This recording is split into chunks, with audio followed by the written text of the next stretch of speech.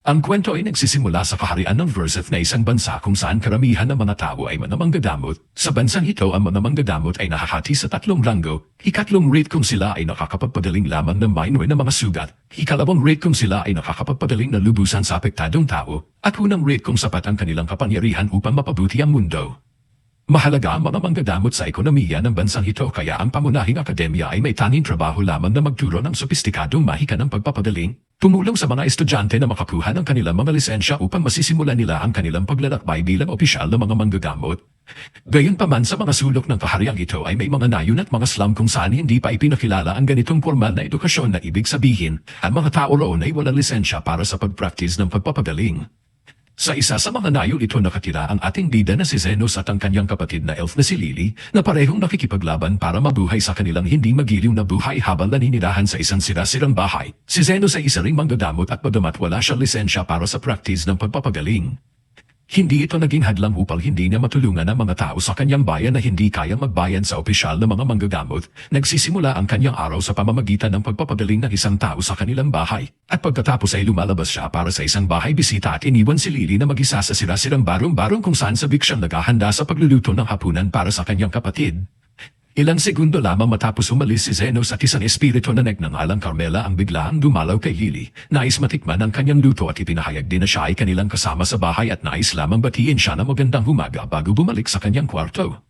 Sa sandaling umalis si Carmela, isa pang batang babae na nagngangalang Zophia ang pumasok. Tinatawag si Zenos at nasunog ni Linga na nais din nagamutin siya ni Zenos base sa kanilang pag-uugali. Mukhang parehong may pantingin sina Linga at Carmela kay Zenos at huwag nating kalimutan ang nakababatang kapatid na si Lily na nagsumpa na balang araw ay magiging asawa niya.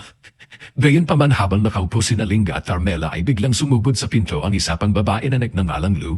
Inaangkin na dumating din siya para sa ilang pang-araw-araw na aliwan. Hindi pa man nagsisimula ang kwento ay mayroon ng harem si Kuya at habang sabik na nakaupo ang mga babae, patuloy na mahinahon na nagluluto si Lily para kay Zenos at tinanong ang mga babae kung balak pa nila makikisalo sa hapunan mamaya.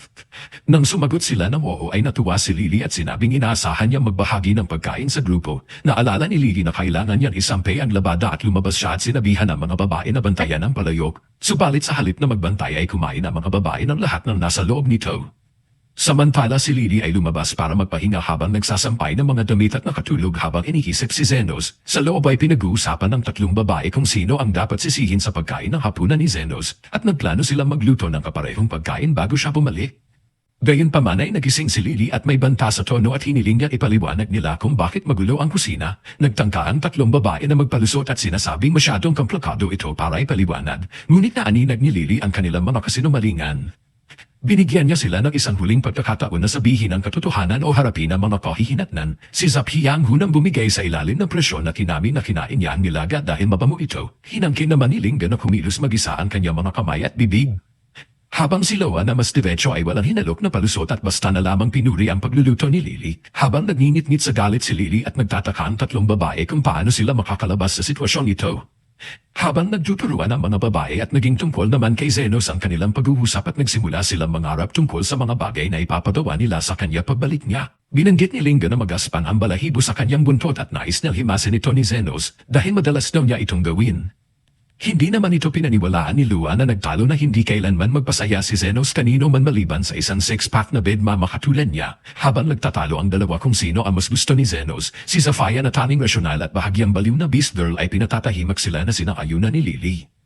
Inihisip ni Lily na magagalit si Zenos kung makikita niyang nag-aaway sila. Ipinahayag ni Lily ang kanyang pag-asang magkasundo sila lahat dahil tunay niyang nais na magkakasama sila sa hapunan. Naintindihan ng tatlong beast girls ang damdamin ni Lily at doon ay humingi sila ng paumanhin sa kanya at nangakong tutulong sa paghahanda ng hapunan. Ngunit wala nang sangkap si Lily para magluto ng isa pang batch at sa puntong iyon, bumababa si Carmela at nang malaman na kinain ng tatlong baliw ang lahat ay nagbanta siyang kukunin ang kanilang mga kaluluwa bilang parusa. Napagpasyahan ni Lily na patawarin sila sa kondisyon na dalhin nila sa kanya ang mga sangkap. Masayang pumayag ang mga babae at nagmamadaling umalis upang takasan ang galit ng taong nadadalit. Pagkaalis nila ay umupo si Carmela kasama si Lily at pinayuhan siyang huwag maging masyadong madali sa mga ito dahil magdudulot lang sila ng gulo. Subalit iginihit pa rin ni Lily na makisama sa lahat at kasama na si Carmela na umaasa siyang maghahanda siya ng hapunan bago bumalik si Zenos. Samantala pauwi na si Zenos nang mapansin niya ang isang beast girl na nakakapit sa kanyang tiyan dahil sa sakit. Hinayla siya ng isang mataas na noble sa buhok at sinembunan dahil sa pagtakas mula sa kanyang bahay na inihayag na siya ay kanyang alipin. Dinala niya ito pabalik sa sementeryo at ipinahayag ang kanyang pagkakasuklam sa isang demyuman katulad niya. Sinabing ang isang marumi katulad niya ay nararapat lamang ilibing sa isang hamak na libingan. Sinaptan niya ito laban sa isang libingan nang bigla may madilim na aura na umangat mula rito at pumasok sa kanya nang hindi niya namamalayan na patuloy siya sa pagsipa dito. Habang kumikilos ng walang kontrol ay umatake si Teal sa Noble gamit ang kanyang mga kuko, ganap na walang kapangyarihan laban sa kanya at wala nang nagawa ang lalaki kundi tumakas sa kabaligtarang direksyon matapos siya na masugatan. Sa pagtakas ay nakatagpo niya si Zenos sa daan. Hindi alam kung sino ito at sinabi ng Noble kay Zenos na nabaliw ang kanyang alipin at tinatake siya. Nagmamakawa siyang tulungan siya ni Zenos at hindi nagtagal ay dumating si Teal upang tapusin ang trabaho. Sa pagmamasid na mabuti ay napansin ni Zenos ang malakas na puwersa ng madilim na enerhiya mula sa katawan ni Teal at agad na ninais malaman kung ano ang ginagawa ng lalaki sa kanya. Sa pagtatanong ay hinamin ng Noble na sila ay nagtatrabaho lamang sa pagsasaka at pagkatapos nito, hinikayat niya si Zenos na dalhin siya sa ospital dahil sa kanyang mga sugat. Nag-alok pa siya na babayaran niya si Zenos kung maalis niya si Teal. Sa sandaling ito habang malapit na bumatafe si Teal ay dinala ni Zenos ang lalaki palayo. Nagsalita ang amo ni Teal at kinibubutos kay Zenos na parusahan siyang ngunit hindi ito nais gawin ni Zenos. Hikinagalit ito ng mayamang lalaki na naniniwala ang kawalang aksyon ni Zenos ay maaaring humantong sa kamatayan ng isang aristokrat. Hindi niya pinansin ang buhay ni Teal at sinasabing siya ay basta isang alipin na maaaring niyang palitan anumang oras at nang marinig ito, tiniyak ni Zenos sa duwag na lalaki na pantay-pantay niyang pinahahalagahan ang bawat buhay. Hikinagalit ito ng amo na nais malaman kung sino nga ba talaga si Zenos. Sa tugon ay buong kumpiyansa inihayag ni Zenos na siya ay isang manggadamot, bago halos tamaan ng malaking bato na ibinato ni Teal at biglang pinalakas ni Zenos ang kanyang kamay at pinagpira-piraso ang malaking bato. Hikinagulat ito ng amo ni Teal hanggang sa buto. Gayunpaman ay patuloy niyang nasaksihan kung gaano kabilis subukang umatake ni Teal kay Zenos, ngunit nahulaan ni Zenos ang bawat kilos niya at itinulak siya sa pader nang hindi siya hinahawakan, dahil dito ay gumuho ang gusali mismo sa ibabaw ng amo ni Teal. Swerte pa rin siya at nakaligtas siya sa pangyayari at ilang sandali pagkatapos ay nagkamalay si Teal at sinubukan na bumangon. Nang makita ni Zenos ang masaklap niyang kalagayan ay dali-dali siyang tumulong dito, kaso napagtanto niyang sinapian siya ng demonyo. Hinayaan niyang kadatin siya nito at ginamit ang pagkakataon upang padalingin siya sa lahat ng kanyang mga sugat at sa pagsapi ng demonyo na naging dahilan upang mawalan siya ng malay at iniwan si Zenos na nagtataka kung anong uri ng pagsasaka ang ginagawa niya upang masapian ng demonyo. Hindi nagtagal ay pinagyaban niya na nagapi niya ang demonyo at habang nangyayari ang lahat ng ito, nanunood sa shock ang amo ni Teal ay lubos na kumbinsido na si Zenos na ay isang tunay na manggadamot dahil dito ay nakiusap siya kay Zenos na pagalingin ang kanyang mga sugat, ngunit binanggit ni Zenos na tapos na ang kanyang oras at hinimok siyang bumalik kinabukasan. Gayunpaman ay nagpahayag ang amo ni Teal na aalis na siya bago pa dumating ang kinabukasan at inibutos kay Zenos na pagalingin siya kaagad. Pero idinigit ni Zenos na mangyayari lamang ito kung magbabayan siya ng dagdag. Sa pagmamadali ay hinagis ng amo ang isang bag ng mga barya sa kanya na umaasan ito ay higit pa sa sapat. Ngunit sinabi ni Zenos na hindi ito sapat. Nang marinig ito ay nagalit ang amo ni Teal na lalo na't ang presyo na inalok niya ay higit pa sa sapat para sa serbisyo ng isang manggagamot. Bago pa man makapagsalita ulit ang amo ay binanggit sa kanya ni Zenos na hindi siya isang lisensyado na manggagamot kundi isang underground healer. Nang marinig ito ay nagtaka ang amo ni Teal kung mayroon nga bang manggagamot sa underground. Hindi nagtagal ay hiniling niya na isama si Teal bilang bahagi ng bayad at nang walang pag-alinlangan. Umayag siya at hiniling kay Zenos na pagalingin siya agad. Ibinigay sa kanya ang mga dokumento para sa pagmamay-ari kay Teal. Pagkatapos ay nagkamalay si Teal at nagulat na makita si Zenos sa tabi niya. Tinanong niya kung sino ito at ipinakilala ni Zenos ang kanyang sarili at sinabi rin niya kay Teal na binili niya siya at inihayag naman ni Teal ang kanyang pangalan sa kanya. Bilang unang utos niya sa kanya bilang bagong amo at inutusan niya si Teal na magsuot ng kanyang damit pagsilang. Na ikinagulat ang husto ni Teal dahil hindi niya maaaring suwian ang kanyang amo at napilitan siyang sundin ito.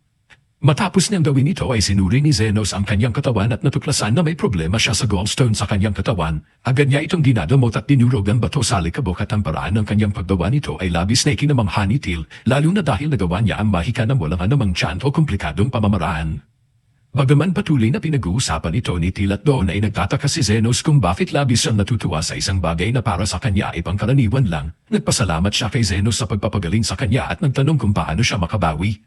Nang hindi nagaksaya ng oras at doon ay binanggit ni Zenos na mayroon siyang ipapagawa sa kanya. Sa una ay inakala ni Teal na nais ni Zenos na bumuo ng ilang bala kasama siya. Ngunit ipinakita lamang niya ang pahina ng isang libro at hiniling na tulungan siya ni Teal na hanapin kung ano ang nasa loob nito.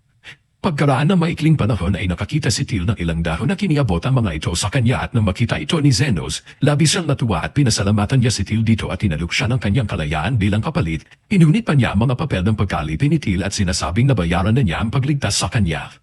Bagamat masaya si Till sa pagiging malayang babae at wala siyang ideya kung ano ang gagawin niya ngayon, gayunpaman ay determinado siyang alamin ito at umaasa siyang magkakaroon siya ng pagkakataon na ipaalam ito kay Zenos tapat nalaman na niya. Nang marinig ito ay walang problema si Zenos dito at hiniling din niya na bumisita si Till sa kanya kung siya ay masaktan para magamot niya ng libre. Kinagabihan ay bumalik si Zenos sa kanyang bahay at sinalubong siya ng mga babae na tila masaya-masaya sa kanyang pagdating. Ilan sa kanila ay kakabili lamang ng ilang prutas at isda. Napansin pa ng isa sa kanila na tila nakakilala siya ng bagong babae subalit hindi ito pinansin ni Zenos at bago maganda ng hapunan, nagalok ang isa sa mga babae na gumawa ng itim na tsaa para sa kanilang lahat at mukhang masaya si Zenos tungkol dito.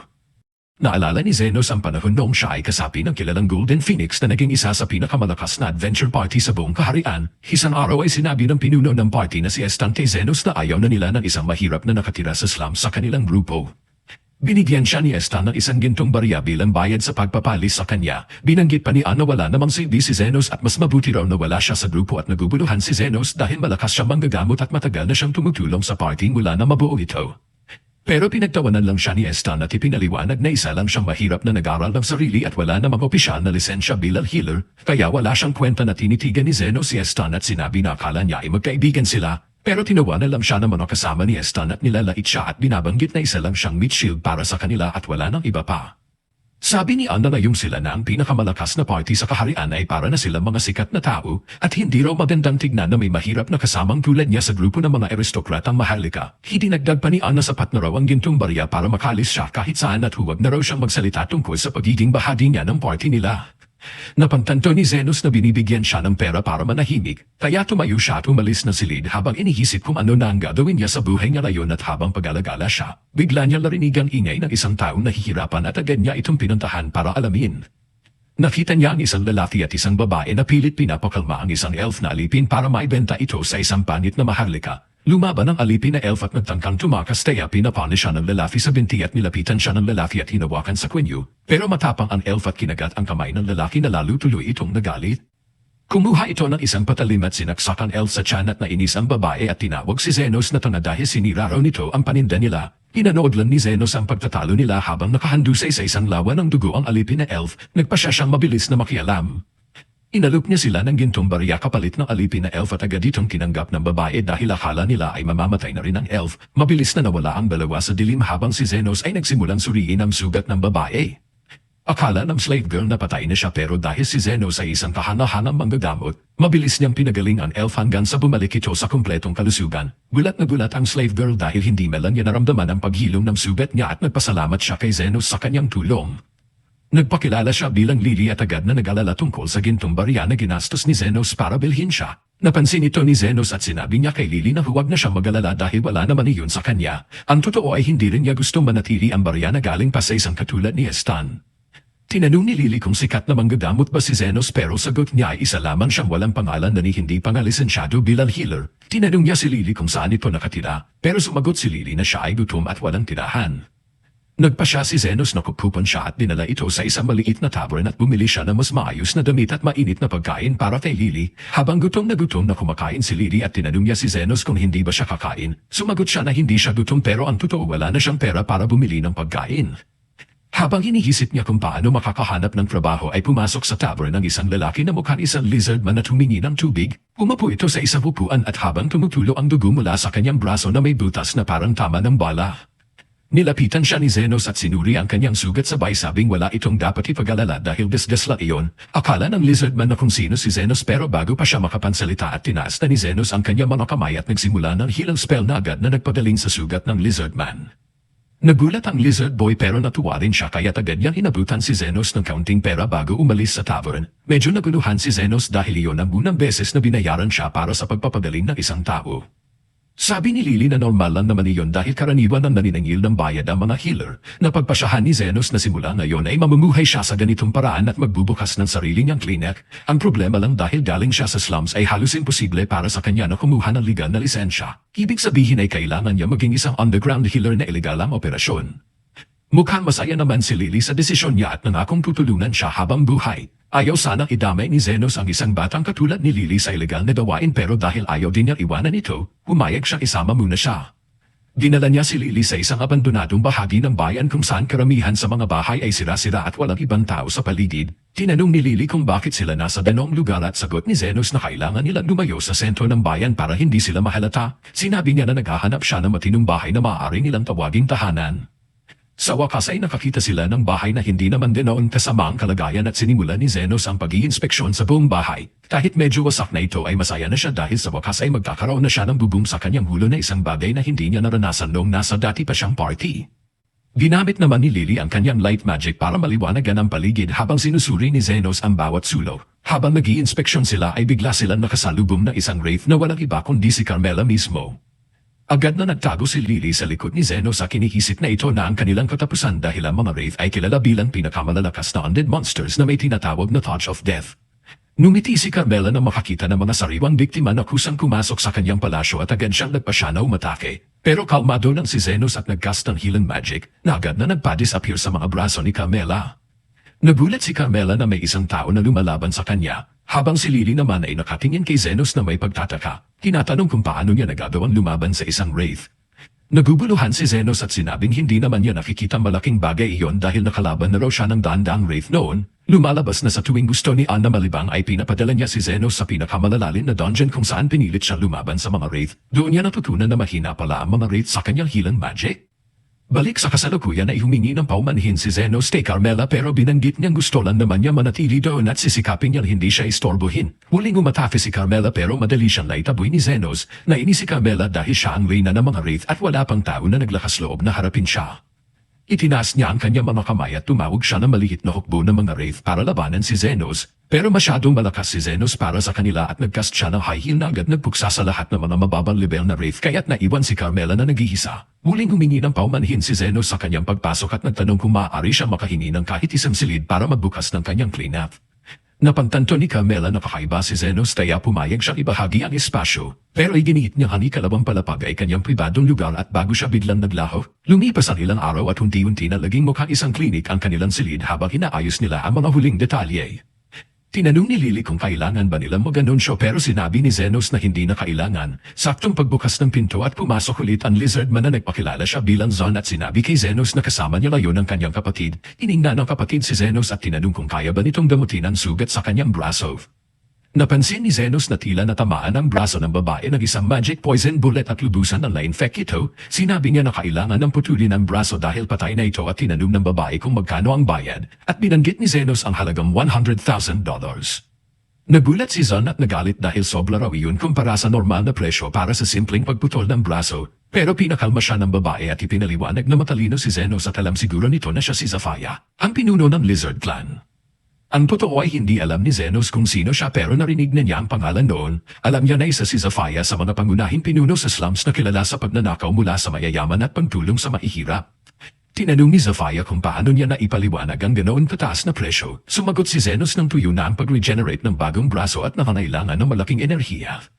Nanlaki ang mga mata ni Zafaya at nagtanong kung anong ibig sabihin nito sa regenerate. Naguguluhan si Zenos sa ipinaliwanag na puputulan niya ang braso niya at bibigyan siya ng bago. Nagulat si Zafaya pero sinabi niya na kung kaya talaga ni Zenos na gawin iyon na babayaran niya ito ng hinihinging halaga.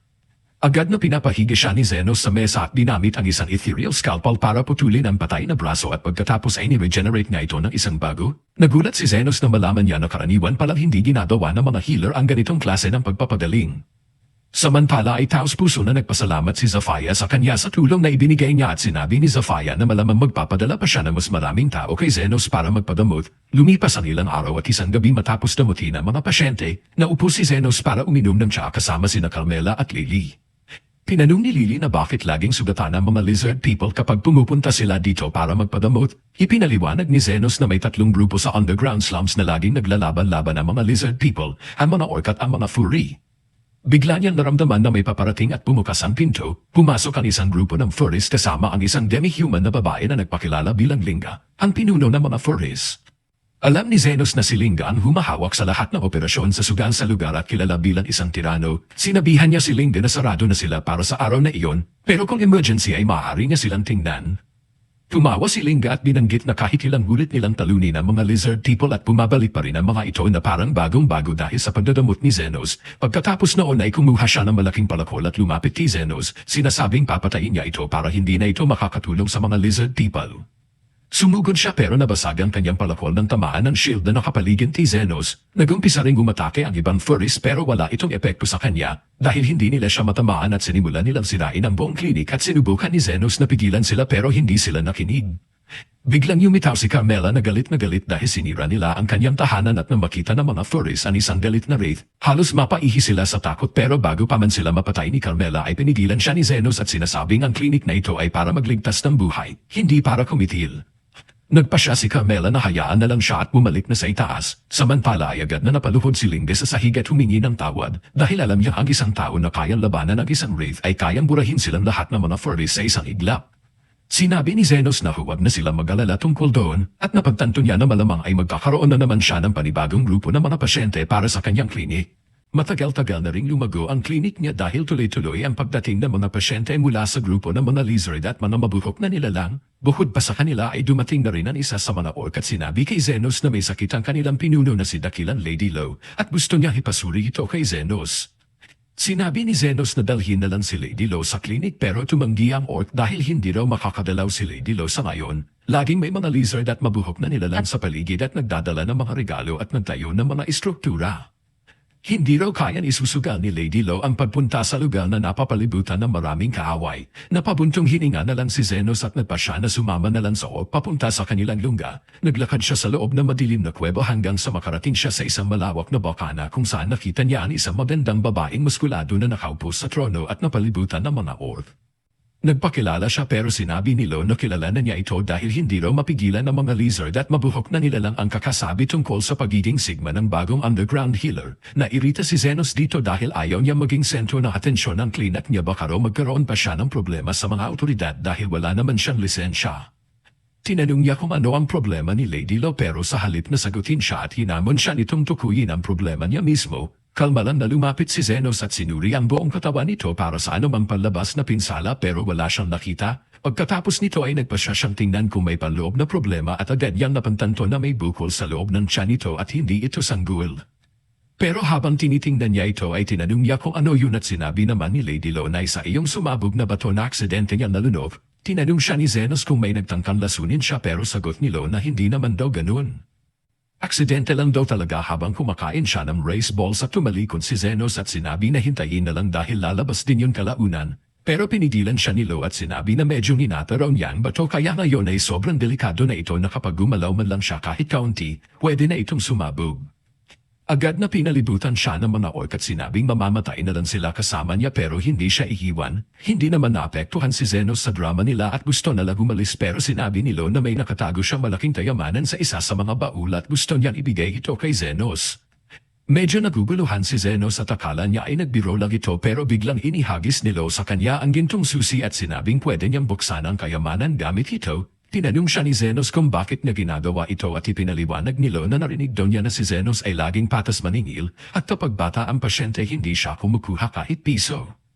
Gustong-gusto raw niyang ganong ugali ni Zenos at gusto niyang ipagpatuloy nito ang kabutihan ginagawa. Napabuntong hininga si Zenos at sa wakas ay nagdesisyong harapin ang problema. Lumapit siya kay Lo at kinilabas ang mahiwagang panestis at binuksan ang tiyan nito. Nagulat ang mga orc at agad siyang nilusob pero bago pa man sila makalapit ay agad na inalis ni Zenos ang mana stone at pinagaling muli ang tiyan ni Lo. Gulat na gulat si Lo dahil hindi pa niya nasaksihan ang ganitong bagay pero agad siyang nagbabala kay Zenos na itapon agad ang bato bago sumabog. Ngunit hindi man lang kumurap si Zenos at hinawakan niya ang bato sa pagitan ng kanyang mga kamao at sumabog ito ng malakas. Pagkatapos ng pansabog at pagkahupa ng alikabok at nanlaki ang mata ni Lo sa sobrang pagkabigla na makitang wala malang galos si Zenos, pinagpaglan niya ang alikabok sa sarili at ibinalik ang susi kay Lo bago tumalikod para umalis. Pinigilan siya ni Lo at tinanong kung bakit niya pa siya pinagaling kung pwede naman niya hangkinan ang lahat ng kayamanan para sa sarili niya. Pero sabi ni Zenos ay naniningil siya ng patas at masyado ng sobra ang gusto nitong ibigay para lang sa isang simpleng operasyon. Pagkatapos ng araw na yun ay nagsimula ng regular na bumisita sa kanya ang mga pinuno ng tatlong grupo kahit wala naman silang dahilan. Inisip na lang ni Zenos na siguro wala lang silang magawa sa buhay pero may hinala si Lily na gusto siya ng mga ito. Kumpirmado naman ito ni Carmela na nagsabing lahat ng pinuno ng tatlong grupo ay baliw na baliw kay Zenos at malapit na silang maggera para sa kanya. Hindi na lang pinansin ni Zenos ang usapan at binanggit na isa lang siyang ordinaryong manggagamot at wala nang iba, pero tama pala si Carmela dahil isang araw at nagpunta isa-isa ang tatlong pinuno sa klinik ni Zenos, may dalang regalo at pagkain at sinabi nilang maglalaban sila kinabukasan. Kinabukasan ay nagtipon ng lahat ng grupo sa isang malaking lugar habang nagkukwentuhan ang mga tauhan ng bawat panig, naghahanda para sa laban na magpapasya kung sino ang tunay na hari ng ilalim ng mundo. At bago pa man magsimula ang laban, dumating si Zenos at Lily sa arena, pero imbes na pigilan ang laban at to na iginiit ni Zenos na ilabas na nila lahat ng galit nila at tapusin na ang lahat ng ito. Pagkasabi nito ay agad na umatake si Zaphia gamit ang kanyang mga patalim at tinarget si Linga. Pero mabilis ang mabalahibo at nakaiwas agad at sumali naman ang orc sa gulo at tumalon kay Zaphia. Kaso naiwasan din ito kaya umatras siya. Doon na tuluyang nagkagulo at lahat ng grupo ay nagsimula na maglabasan ng sandata at magbugbugan sa isang matinding labanan, habang ang mga pinuno naman ay nagpalitan ng mga mapanganib na atake na talagang may layuning pumatay. Halatang nababahala si Lily sa nangyayari, pero habang tumatagal ay napansin nilang may kakaiba. Buong araw na silang naglalaban pero wala ni isa sa kanila ang namatay o sumuko at lahat ng sugat nila ay kusang gumagaling. Sa huli ay napagtanto ng mga pinuno na si Zenos pala ang patuloy na nagpapadaling sa kanilang lahat. Sabi ni Zenos ay wala siyang pakialam gaano pa katagal ang laban nila basta't pasyente niya sila at dumukin pa rin niya. Doon na nagsimulang tumawa ang mga pinuno at na-realize nila kung gaano kabaliw ang sitwasyon. Sa huli ay nagdesisyon silang magkaisa at itigil ang gulo at pamunuan na magkakasama ang ilalim ng mundo sa kapayapaan. Mukhang masaya talaga si Lily sa naging resulta, at habang si Zenos naman ay nagsabing singilin niya ng mahalang tatlong grupo dahil sobrang hirap raw ang gamutin ang ganoon karami na tao ng sabay-sabay. Ilang araw ang lumipas at bumalik sina Zaphia at ang kapatid niya sa klinik ni Zenos para magpadamot ulit, at nandoon din sina Linga at Lon at Chill lang habang nagpapahinga. Tinanong ni Zenos si Zaphia kung paano na naman siya nasugatan. Isa raw siyang magnanakaw na ang mga pinipiling target ay mga mayayamang mahalika, at pagkatapos niyang nakawan ng mga ito ay binabahagi niya ang kayamanan sa mga mahihirap na tao sa slum area. Kahapon daw habang ginagawa niya ito ay nasangkot siya sa gulo laban sa mga Royal Guard at doon siya nasugatan. Sabi naman ng kapatid niya ay iba raw ang nangyari sa kanya, na may baliw daw na babae na ang pangalan ay Iron Bruce ang sumalakay sa kanya habang nasa labas siya, at walang tigil na pinaputukan siya na parang totoong sundalong Amerikano. Ngumiti si Carmela at sinabi kay Zenos na pakiramdam niya ay malapit nang bumisita sa kanya si Iron Bruce dahil napagisanan niya ang tatlong naglaban na grupo sa kauna-unahang pagkakataon sa loob ng maraming taon. Baka tingnan ito ng mga maharlika bilang isang banta. Sabi ni Zenos ay ayaw niya makikisali sa kahit anong ganyang gulo at umupo na lang para kumain ng handang pagkain ni Lily para sa kanilang lahat. Pero tulad ng sinabi ni Carmela na tamang nga siya sa huli, at ang babaeng kilala bilang Iron Rose ay nakapasok na sa slums at nagulat sa nakita niyang kapayapaan. Ang mga mabuhok na nilalang ay naglalaro ng baraha kasama ang mga taong butiki, at habang ang mga orc at furries ay nagtatawanan at nagkukulitan, napansin niya ang isang lizard man na tahimik lang daw nihinom ng beer, kaya nilapitan niya ito at sinabing matagal na raw mula nang huli siya makabisita sa slums at mukhang malaki na ang pinagbago ng lugar. Tumingin sa kanya ang lizard man at binanggit na yung magkakakilala na silang lahat. Napantanto nilang pare-pareho lang sila kaya wala nang dahilan para maglaban, at tinanong siya ng babae kung sino ang tagapamagitan na nagpahinto sa digmaan. Pero sabi ng lizard man ay ayaw ng tagapamagitan na pinag-uusapan siya kaya hindi niya sasabihin ang pangalan. Sa puntong ito ay galit na hinablat ng babae ang kwelyo ng lalaki at tingutok ang baril sa tiyan nito at tinatakot siyang barilin. Pero kahit na noon ay tumanggi pa rin ang lizard man ay bulgar si Zenos at nagsimulang sumigaw ng tulong. Buti na lang ay dumaan doon sina Zaphia at ang kapatid niya kaya napilitan ng babae na tumakbo palayo. Habang tumakas ay napansin niya mukhang gumaling na mga sugat sa kamay ni Zaphia. Nagpatuloy siya sa paglalakad sa lungsod hanggang sa kalaunan ay napadpad siya sa klinik ni Zenos, at sa bandang gabi, pumasok siya sa silid at nagtanong kung paano makakarating sa lungsod. Pero sa mismong sandaling tinangka siyang kalungan ni Zenos, bigla siyang naglabas ng baril at pinaputok ng smoke grenade papunta kay Zenos habang lalaki ang mata ni Lily sa takot. Hinihisip kung ano na ang mangyayari ngayon.